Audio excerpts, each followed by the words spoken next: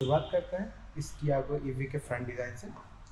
आपको इसमें फ्रंट में जो भी चेंजेस देखने को मिलेंगे वो सामने की तरफ ही थोड़ा सा ज़्यादा देखने को मिलेंगे, क्योंकि इसका जो बम्पर्स वगैरह है वो जो कन्वेंशनल टियागो है उससे थोड़ा सा डिफरेंस है। वो थोड़ा सा पेट्रोल इंजन या डीजल इंजन है, उस वजह से उसको एयर वेंट्स की ज़रूरत है। लेकिन ये ईवी है, इस वजह से इसको एयर वेंट्स की ज़रूरत नहीं है, इसलिए इसको कवर कर दिया गया है। और एक तरीके से आप इसको जान सकते हैं, यहाँ पे जो नीचे का जो डिज़ाइन दिया गया है ये भी थोड़ा सा डिफरेंस। बाकी जो छोटे छोटे चेंजेस हैं आपको इसको नॉर्मल टियागो में, ये जो आप स्ट्रिप देख रहे हैं ये नॉर्मली आपको क्रोम कलर में मिल जाता है, लेकिन इस ईवी के मामले में ये आपको ब्लू कलर में मिलता है। ये पर्टिकुलरली इस कलर में थोड़ा सा डिस्टिंग्विश नहीं है, थोड़ा सा मिल जाता है कलर के साथ, लेकिन अगर आप नॉर्मल टियागो की बात करेंगे वहाँ पे स्टैंड आउट करती है क्योंकि क्रोम होने की वजह से। बाकी आपको आगे की तरफ 2 हेडलाइट्स मिल जाते हैं। आपको जो प्रोजेक्टर हेडलैम्प है वो डिपर के लिए मिलता है और जो हेडलाइट के लिए आपको हैलोजन का सेटअप मिल जाता है।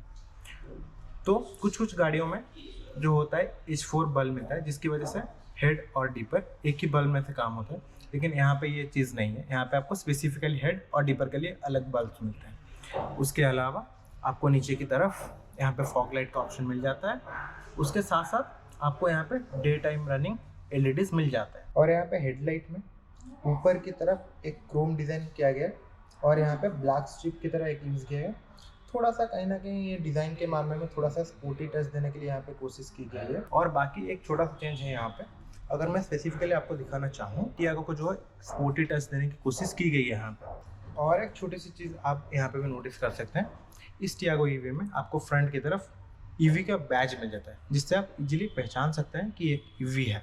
अगर मैं साइड प्रोफाइल की बात करूँ तो ये गाड़ी देखने से काफ़ी कॉम्पैक्ट फील होती है। आप फील कर सकते हैं कि एक छोटी कार है। साइड की तरफ में भी आपको ईवी का बैचिंग मिल जाता है। इसके जो फ्रंट व्हील के जो डिज़ाइन है ये कवर किया गया है ताकि इससे बेहतर माइलेज निकल सके।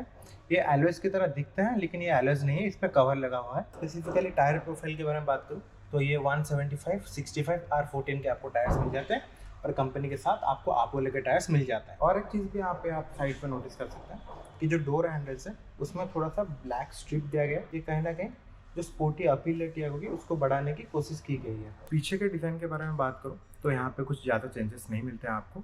नॉर्मल पेट्रोल या डीजल टियागो की तरह आपको डिज़ाइन मिलता है।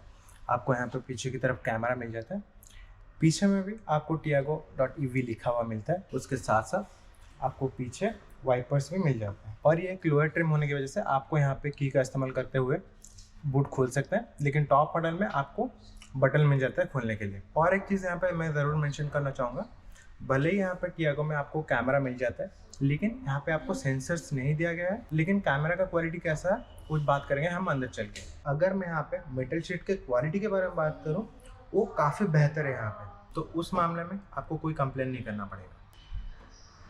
तो यहाँ पे मिल जाता है इस टियागो का आपका मोटर, और यहाँ पे एक छोटा सा बैटरी पैक है जो कि बाकी फंक्शंस के लिए जैसे कि नॉर्मल कन्वेंशनल कार में है उस तरह से दिया गया है। यहाँ पे वुड के इंसुलेशन वगैरह के बारे में बात करूँ तो यहाँ पे कोई भी इंसुलेशन का जरिया नहीं दिया गया है, क्योंकि यहाँ पे ज़रूरत ही नहीं है, क्योंकि एक ईवी है तो इस वजह से यहाँ पे नॉइस प्रोड्यूस ही नहीं होती, जिस वजह से आपको इंसुलेशन की ज़रूरत पड़े। और एक चीज़ मैं यहाँ पे ज़रूर मेंशन करना चाहूँगा, अगर आप गौर से ये पैनल गैप्स की तरफ देखें तो कहीं ना कहीं ये जो पैनल गैप्स हैं अनइवन है, तो इस मामले में टाटा को कहीं ना कहीं इम्प्रूवमेंट करने की ज़रूरत है। अब मैं हूँ कार के अंदर, तो बात करते हैं इसके डैशबोर्ड के डिज़ाइन के बारे में। तो जो डैशबोर्ड का डिज़ाइन है वो काफ़ी सिमिलर है जो पेट्रोल या डीजल टियागो में आपको मिलता है। मटेरियल क्वालिटी भी जो है वो पहले की तरह सेम है, इसमें कुछ आपको डिफरेंस नहीं मिलेगा। हार्ड प्लास्टिक्स आपको मिल जाते हैं। इस प्राइस पॉइंट में क्वालिटी अच्छी है। और यहाँ पे आपको एसी वेंट्स मिल जाते हैं, काफ़ी कुछ सेम है। डिस्प्ले वगैरह आपको मिल जाते हैं, यहाँ पे 7 इंच का टच स्क्रीन मिल जाता है जो कि हरमान गार्डन सिस्टम के साथ आता है। और मुझे लगता है ये कोई ना कहीं ओवर द टाइम इस चीज़ को जो आपको जो डिज़ाइन में जो पैनल गैप्स हुआ करते थे थोड़ा सा इंप्रूवमेंट हुआ है। जो कंसिस्टेंसी है गैप में वो थोड़ा सा पहले से बेहतर हो चुकी है। और नीचे आपको ईवी टियागो से रिलेटेड फंक्शंस वगैरह मिल जाते हैं। यहाँ पे आप रीजन वगैरह सेट कर सकते हैं, ईवी के फीचर्स हैं। उसके नीचे आपको ऑटोमेटिक क्लाइमेट कंट्रोल मिल जाता है। और इसका जो डिज़ाइन लेआउट है वो भी थोड़ा सा कहीं ना कहीं ओवर द टाइम इम्प्रूव हुआ है, क्योंकि अभी इसका जो क्वालिटी है जो पहले के जो टियागो आती थी उससे थोड़ा सा मुझे बेहतर फील हो रही है, देखने में भी थोड़ा सा बेहतर है। और उसके नीचे आपको यहाँ पे USB पॉइंट्स मिल जाते हैं और इसके साथ साथ आपको 12 वोल्ट का सॉकेट भी मिल जाता है। और आपको यहाँ पे गियर नॉब की जगह ये जो मोड है, जो ड्राइविंग मोड्स है, ये मिल जाते हैं। तो बेसिकली R मतलब रिवर्स, N मतलब न्यूट्रल, और ड्राइव मोड इसमें 2 आते हैं। एक आता है ड्राइव मोड, एक आता है स्पोर्ट्स मोड। तो आप इसको टर्न करके इसका मोड सिलेक्ट कर सकते हैं। इसके अलावा यहाँ पे आपको आर्मरेस्ट नहीं मिलता है फ्रंट पैसेंजर या फ्रंट ड्राइवर के लिए, तो उस वजह से यहाँ पे थोड़ा सा खाली स्पेस आपको फील हो रहा होगा। लेकिन यहाँ पे आपको 2 कप होल्डर्स रखने के लिए जगह मिल जाता है। उसके साथ साथ आपको यहाँ पे हैंड ब्रेक मिल जाता है और उसके पीछे भी और एक आपको 12 वोल्ट का सॉकेट मिल जाता है। ये किस लिए दिया गया है मुझे इतना पता नहीं, लेकिन अगर आप गाड़ी को क्लीनिंग वगैरह करना चाहते हैं, जो वैक्यूम वगैरह चलता है 12 वोल्ट सॉकेट से, तो आप इसको लगा के इजीली पीछे की तरफ क्लीन वगैरह कर सकते हैं। और आपको पीछे यहाँ पे एक छोटा सा स्पेस मिल जाता है। अगर मैं इस साइड के बारे में बात करूँ तो ये पहले टियागो की तरह सब कुछ सिमिलर है। यहाँ पे आपको ज्यादा कुछ चेंजेस देखने को नहीं मिलते। यहाँ पे विंडोज कंट्रोल करने के लिए स्विचेस वगैरह मिल जाते हैं और जो इलेक्ट्रॉनिक ORBM है, इसको कंट्रोल करने के लिए आपको यहाँ पे बटन्स वगैरह दिया गया है। मुझे एक चीज यहाँ पे फील होता है कि अगर ये जो मिरर के कंट्रोल्स है यहाँ पे देने के बजाय अगर यहाँ पे दिया जाता तो ज्यादा कन्वीनियंट हो सकता था, क्योंकि आप बैठ के यहाँ से ऑपरेट कर सकते थे। क्योंकि ये मिरर के जो कंट्रोल्स है यहाँ पे थोड़ा सा आपको आगे झुकना पड़ता है इसको कंट्रोल्स करने के लिए। अब अगर मैं स्टीयरिंग व्हील के बारे में बात करूं तो ये भी सिमिलर है सभी टाटा से, क्योंकि आपको ऑलमोस्ट सभी टाटा कार्स में इसके जैसा ही स्टीयरिंग व्हील मिलता है। और इस साइड में आपको वॉल्यूम्स कंट्रोल्स वगैरह मिल जाते हैं और राइट साइड में क्रूज कंट्रोल मिल जाता है, जो कि इस प्राइस पॉइंट में क्रूज कंट्रोल कह सकते हैं बहुत बड़ी चीज है। और राइट साइड में आपको इंडिकेटर कंट्रोल्स और हेडलाइट कंट्रोल्स मिल जाता है। लेफ्ट साइड में आपको वाइपर कंट्रोल्स वगैरह मिल जाते हैं। और एक चीज यहाँ पे मैं आपको मेंशन करना चाहूंगा, ये जो टियागो है ये auto headlamp on off function के साथ आती है। और अगर मैं इंस्ट्रूमेंट क्लस्टर के बारे में बात करूं तो ये एक डिजिटल इंस्ट्रूमेंट क्लस्टर है। तो मुझे पर्सनली थोड़ा सा ये जो डिजिटल इंस्ट्रूमेंट क्लस्टर है, इसका डिजाइन कहीं ना कहीं थोड़ा सा मुझे इतना पसंद नहीं आ रही है। मुझे थोड़ा सा जो एनालॉग इंस्ट्रूमेंट क्लस्टर है वो थोड़ा सा ज्यादा पसंद आता है। लेकिन यहाँ पे आपको एक छोटा सा डिस्प्ले मिल जाता है। स्पेसिफिकली इस कार के बारे में बात करूँ तो यहाँ पे आपको गाड़ी कौन से मोड पे है वो दिखाती रहती है, कितना रेंज बाकी है, कितना चार्ज बाकी है बैटरी में और कितना रेंज बाकी है, ये सब कुछ डिटेल्स आपको यहाँ पे दिखाता रहता है। और इंजन के डिटेल्स, टाइमिंग वगैरह क्या है, ये सब भी यहाँ पे दिखाती रहती है। और राइट साइड में आपको बैटरी के चार्जेस वगैरह के पता चल जाता है। और ऊपर की तरफ आपको सनवाइजर मिल जाता है। इसमें आपको मिरर विरर कुछ फंक्शंस नहीं मिलता है। और ड्राइवर साइड में आपको एक छोटा सा मिरर मिल जाता है। और ये जो मिरर आपको मिलता है ये डे एंड नाइट फीचर के साथ आता है। अगर मैं ग्लव बॉक्स के स्पेस के बारे में बात करूं तो यहाँ पे एक बटन दिया गया है, इसको दबा के आप खोल सकते हैं। तो ग्लव बॉक्स का जो स्पेस है वो कहीं ना कहीं थोड़ा सा कम है और कंपार्टमेंट में इसमें ज्यादा नहीं है, तो आप छोटे मोटे चीजें वगैरह यहाँ पे रख सकते हैं।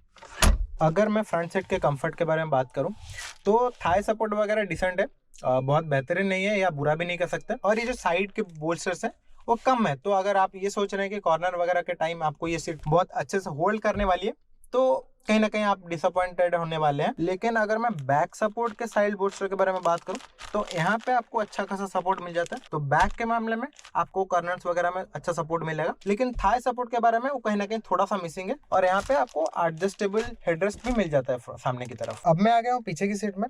तो आपके रेफरेंस के लिए मैं बता दूं, मेरा हाइट है 5'7" और पीछे जो मुझे स्पेस मिल रहा है डिसेंट है मेरे हाइट के हिसाब से। और आप ज़्यादा एक्सपेक्ट भी नहीं कर सकते क्योंकि एक छोटी कार है। लेकिन अगर मैं थाई सपोर्ट के बारे में बात करूं तो कहीं ना कहीं थाई सपोर्ट की मुझे कमी फील हो रही है।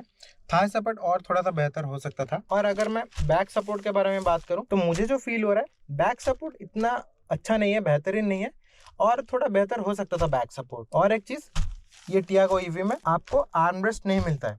तो अगर आप ये सोच रहे थे कि आप इस गाड़ी में आपको आर्मरेस्ट मिलने वाला है तो कहीं ना कहीं आप उस मामले में भी डिसअपॉइंटेड होने वाले हो। और बाकी कुछ फीचर्स के बारे में बात करूं पीछे की साइड पे तो यहाँ पे आपको हाथ रखने के लिए हैंडल्स वगैरह मिल जाते हैं। और जो व्यू है आपका पीछे की सीट से वो भी काफी बेहतर है। कहने का मतलब ये है कि कार के अंदर अच्छी खासी लाइट आती है तो उस वजह से आपको क्लस्ट्रोफोबिक फील नहीं होता है। और ये जो रूफ है वो भी लाइट कलर से डिजाइन किया गया है, इसकी वजह से आपको कैबिन में थोड़ा सा एयरीनेस ज्यादा फील हो रहा है। और एक चीज मैं यहाँ पे नोटिस कर पा रहा हूँ, ये जो रूफ है इसको थोड़ा सा सॉफ्ट टच मटेरियल देके थिक बनाया गया है। मैं गलत हो सकता हूँ, लेकिन शायद थिक मटेरियल इसलिए यूज किया गया है ताकि कैबिन के अंदर हीट कम आए और एसी का परफॉर्मेंस अच्छा रहे ईवी के अंदर। और ये जो लाइट्स वगैरह है ये आपको एलईडी लाइट्स मिल जाता है। सामने की तरफ आपको लाइट नहीं मिलता है, बीच में आपको लाइट्स मिल जाता है एलईडी लाइट। तो यहाँ पे एनर्जी सेविंग की तरफ ध्यान दिया गया है क्योंकि एक ईवी है। और बाकी ये जो हैंडल्स है थोड़ा सा झट से बंद हो जाता है, तो जो सोफिस्टिकेटेड फील है वो कहीं ना कहीं मिसिंग है। लेकिन ये कार बनी है अफोर्डेबिलिटी के लिए तो इस मामले में भी आप कंप्लेन नहीं कर सकते हैं। अगर मैं यहाँ पे बूट स्पेस के बारे में बात करूँ नॉर्मल टियागो से कंपेयर करके तो यहाँ पे आपको स्पेस ऑलमोस्ट इक्विवेलेंट मिलता है क्योंकि ये जो बैटरी पैक है वो नीचे प्लेस किया गया है, उसकी वजह से ये जो हाइट है वो थोड़ा सा ऊपर आ गई है, तो जिस वजह से आपको नॉर्मल टियागो के मुकाबले थोड़ा सा कम स्पेस मिलता है। अगर आप चाहें तो इसके बूट में आप एक मीडियम साइज़ की ट्रॉली और एक डफल बैग इजीली प्लेस कर सकते हैं। यहाँ पे कुछ चीज़ें वगैरह रखा हुआ है, आपको कुछ अप्रोक्सीमेटली आपको आइडिया मिल जाएगा यहाँ पे क्या कुछ आप रख सकते हैं। उसके अलावा यहाँ पे आपको एक पार्सल ट्रे मिल जाता है जो कि क्वालिटी के मामले में भी काफ़ी सॉलिड है। अगर आपको कुछ छोटे मोटे चीज़ें वगैरह रखना हुआ तो आप यहाँ पे भी प्लेस कर सकते हैं। अगर आप 2 लोगों के साथ ट्रैवल कर रहे हैं तो ये सीट आप स्प्लिट करके सामने की तरफ दे सकते हैं, तो इजीली आपका जो लगेज स्पेस है वो काफ़ी बढ़ जाता है। तो भैया बात कुछ ऐसी है, अब मैं हूँ गाड़ी के अंदर। तो फिलहाल गाड़ी चल रही है 20 के स्पीड में। एंड अब बात कर लेते हैं गाड़ी के विजिबिलिटी के बारे में। तो ये कॉम्पैक्ट गाड़ी है एंड हैचबैक है, तो उस वजह से आप काफ़ी लो बैठते हो। एंड इसका जो विंडशील्ड और विंडो से जो व्यूज़ वगैरह आते हैं वो काफ़ी अच्छे हैं, और मिरर्स वगैरह से भी आपको अच्छा खासा व्यू मिल जाता है। तो अगर ओवरऑल मैं विजिबिलिटी के बारे में बात करूँ इस गाड़ी के, तो वहाँ पे आप कुछ भी प्रॉब्लम फेस नहीं करने वाले हो। एंड अभी अगर मैं इस गाड़ी के सीट कंफर्ट के बारे में बात करूँ तो भैया यहाँ पे मुझे कंप्लेंट्स हैं, क्योंकि पहले मैं आपको बता चुका हूँ कि इसके सीट्स इतने वाइड नहीं है, तो वो जो कमी है वो रिफ्लेक्ट हो रही है ड्राइव के टाइम। अभी मुझे थाई सपोर्ट की कमी फील हो रही है, एंड जो बैक सपोर्ट भी है वो भी उतना अच्छा नहीं है। जो सीट्स होता है ना कि हक करके रखते हैं आपको कॉर्नर्स वगैरह में, काफ़ी अच्छे से होल्ड करके रखती है, तो वो चीज़ की यहाँ पे कमी है। तो टाटा को सीट्स के मामले में इंप्रूवमेंट्स करने की ज़रूरत है, क्योंकि इसी सेगमेंट के अदर गाड़ियों की बात करूँ जैसे कि मारुति स्विफ्ट या Hyundai ग्रैंड i10 नियोस, तो उन सब के सीट्स काफ़ी बेहतर है compare to Tata Tiago. And इस गाड़ी के अगर पावर फिगर्स के बारे में मैं बात करूँ तो इसमें आपको 2 मोड्स मिल जाते हैं, एक है इको मोड और एक है स्पोर्ट्स मोड। फिलहाल मैं चला रहा हूँ इसको इको मोड पे। थोड़ा सा इसको सिंगल डिजिट पे इसको लेके चलते हैं और थोड़ा सा पुल करके देखेंगे कि इको मोड पे आपको क्या कुछ किस तरह का पुल मिल जाता है। तो फिलहाल गाड़ी चल रही है सिंगल डिजिट में, अभी मैं इसको पुल कर रहा हूँ।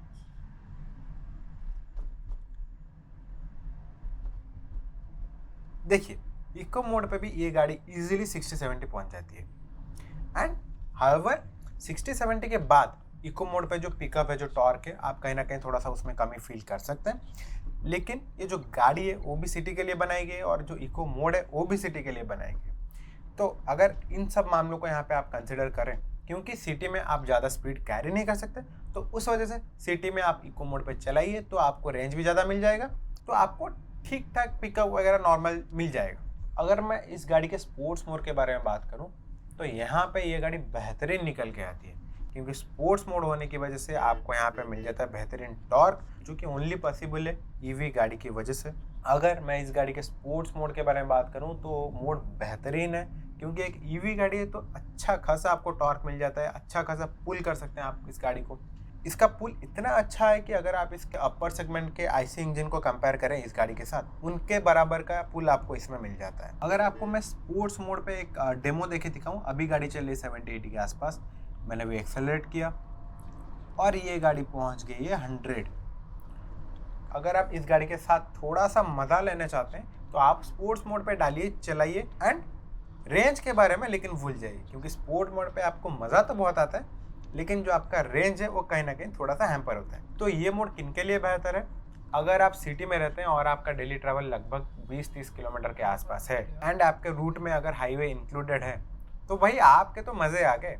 आप रोज़ रोज़ इस गाड़ी का मज़ा ले सकते हैं, वो भी स्पोर्ट्स मोड के साथ। अगर मैं इस गाड़ी की स्टेबिलिटी वगैरह के बारे में बात करूँ तो यहाँ पे भी ये गाड़ी बेहतरीन है, क्योंकि मैं इसको 100 के आसपास चला चुका हूँ, 100+ भी लेके जा चुका हूँ, तो वहाँ पे ये गाड़ी बहुत ही अच्छा परफॉर्म करती है। स्टेबिलिटी के मामले में मुझे इस गाड़ी से कोई कंप्लेन नहीं, क्योंकि जिस सेगमेंट में आती है उस सेगमेंट के हिसाब से इसका परफॉर्मेंस बेहतरीन है। हाँ, अगर मैं आपको स्टीयरिंग फीडबैक के बारे में बताऊँ तो वहाँ पे ये थोड़ा सा मार खा जाती है। ये जो स्टीयरिंग का जो फीडबैक है, ये जो स्टीयरिंग डिज़ाइन किया गया है, वो मेनली सिटी पर्पज़ के लिए बनाया गया है। तो सिटी में तो ये स्टीयरिंग बहुत लाइट है, आपको बहुत नंबल है, आपको वहाँ पे मूव करने के लिए कोई भी प्रॉब्लम नहीं होता।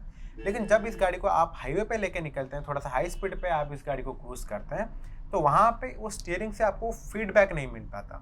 वो स्टीयरिंग थोड़ा सा लाइट रहता है, तो वो जो स्पोर्टी फील है कहीं ना कहीं आप थोड़ा सा उसको मिस करते हैं। एंड अगर मैं ब्रेकिंग परफॉर्मेंस के बारे में बात करूँ तो ब्रेकिंग परफॉर्मेंस इस गाड़ी का बेहतर है। हालांकि जो इसका ब्रेकिंग फीडबैक है उसको थोड़ा सा इम्प्रूव किया जा सकता है। मुझे नहीं लगता आजकल आप किसी भी गाड़ियों में ब्रेकिंग का इश्यू कोई है। हाँ, फीडबैक का फ़र्क हो सकता है, लेकिन वो जो पहले के गाड़ियाँ थी वो नहीं रुकती थी ब्रेक मारने के बाद भी। लेकिन आजकल के सारे गाड़ियों में ब्रेकिंग परफॉर्मेंस अच्छी है, वो फीडबैक का डिफरेंस रह जाता है बस। अभी मैं एक यू टर्न ले रहा हूँ तो यूटर्न लेने के बाद देखिए जो स्टीयरिंग है वो भी सेंटर को वापस आ जाती है इजीली, क्योंकि कुछ गाड़ियों में जो स्टीयरिंग मोड़ने के बाद सेंटर को वापस नहीं आती है। तो इस मामले में बदनाम थी मारुति की सिलेरियो। भाई क्या गाड़ी थी, आप एक बार यूटर्न ले लो और स्टीयरिंग को छोड़ दो, वो सेंटर को वापस ही नहीं आती थी। लेकिन यहाँ पे ऐसा कुछ प्रॉब्लम नहीं है, स्टीयरिंग फीडबैक कम हो सकता है, लेकिन इन सब मामलों में ये गाड़ी अच्छी परफॉर्म करती है। अभी मैं इस गाड़ी के कंफर्ट के बारे में बात करूँ, मतलब सस्पेंशन वगैरह कैसे क्या काम करते हैं, तो उस मामले में भी ये गाड़ी बहुत अच्छी परफॉर्म करती है। आप हाई स्पीड पे लेके चाहिए, खराब रास्तों पे लेके चाहिए, जो सस्पेंशन का जो कंफर्ट है, कैबिन के अंदर जो आपको कंफर्ट प्रोवाइड होता है वो काफ़ी बेहतरीन है। अगर आप इस गाड़ी को एज ए फैमिली कार भी कंसिडर कर रहे हैं तो कंफर्ट के मामले में मुझे कोई प्रॉब्लम नहीं है। तो अभी थोड़ा सा बात कर लेते हैं इस गाड़ी के रेंज के ऊपर। तो इस गाड़ी में आपको लगभग 200 के आसपास आपको रेंज मिल जाता है, क्योंकि अगर आप थोड़ा सा टेम्परेचर वाले इलाके में, हाई टेम्परेचर वाले इलाके में, या थोड़ा सा दिन में ज़्यादा ट्रैवल करते हैं तो हीट की वजह से कहीं ना कहीं थोड़ा सा बैटरी का परफॉर्मेंस हैम्पर होता है, एंड उसके साथ साथ एसी के कंप्रेसर को भी ज़्यादा मेहनत करनी पड़ती है, तो उस वजह से भी कहीं ना कहीं थोड़ा सा रेंज कम हो जाता है। लेकिन इसको अगर आप थोड़ा सा ठंडे टेम्परेचर वाले इलाके में ट्रैवल कर रहे हैं, या थोड़ा सा शाम के वक्त या रात के टाइम ड्राइव कर रहे हैं, तो उस मामले में आपको थोड़ा सा ज़्यादा रेंज मिल जाता है इस गाड़ी से।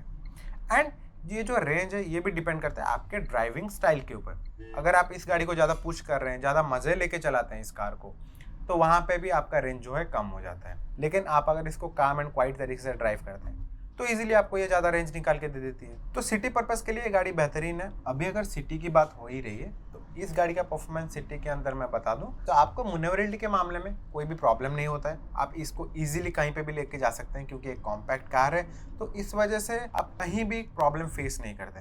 आपको मैं एक रिवर्स का डेमो भी दे देता हूँ। देखिए मैं अभी एक कॉम्पैक्ट जगह पे रिवर्स कर रहा हूँ, तो गाड़ी की विड्थ कम होने की वजह से मुझे यहाँ पे कोई प्रॉब्लम नहीं हो रहा है, इजीली मैं इसको बैक कर पा रहा हूँ। और ये देखिए इसका कैमरा का क्वालिटी है कुछ इस तरह का आपको मिल जाता है, तो कैमरा का क्वालिटी भी अच्छी है इस सेगमेंट के हिसाब से। मुझे पीछे का जो व्यू है काफ़ी अच्छे से समझ में आ रहा है, एंड जो मिरर्स के व्यू है वो भी काफ़ी सही है। तो इस वजह से मुझे पार्किंग के मामले में यहाँ पे भी कोई दिक्कत फेस करना नहीं पड़ रहा। अगर मैं इसके फाइनल वर्डिक्ट के बारे में बात करूँ तो किन लोगों को ये गाड़ी लेना चाहिए, तो जिन लोगों का बजट 10 लाख के आसपास है और वो एक सिटी पर्पस के लिए गाड़ी चाहते हैं, स्पेसिफिकली उनको एक ईवी गाड़ी चाहिए ताकि वो डीजल और पेट्रोल के खर्चे से बच सके, तो वो लोग इस गाड़ी को कंसिडर कर सकते हैं, क्योंकि ये गाड़ी उनके सारे क्राइटेरिया को फुलफिल कर पाती। तो आज के लिए बस इतना ही। आप मेरे वीडियो को लाइक कीजिए और सब्सक्राइब कीजिए चैनल को। मिलते हैं और किसी नए वीडियो में। Thank you.